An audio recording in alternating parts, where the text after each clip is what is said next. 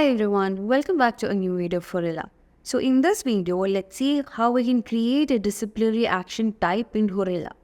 So to create a new action type, we can go to the settings over here and under the employee, we have the disciplinary action type. So we can go there.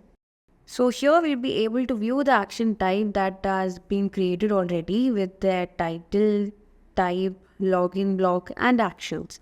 So to create a new one, let's click on this create option over here and we have to give a title here. So let's give the title as suspension, and we also have to select an action type for the action that we are creating.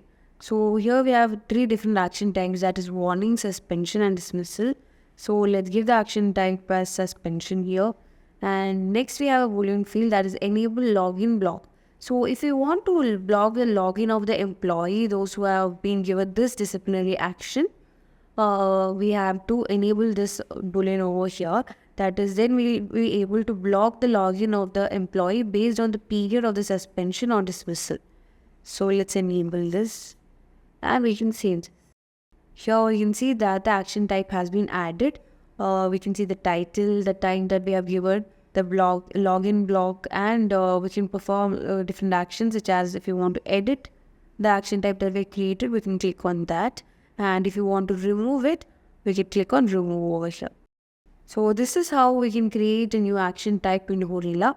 So hope it is clear and thank you for watching.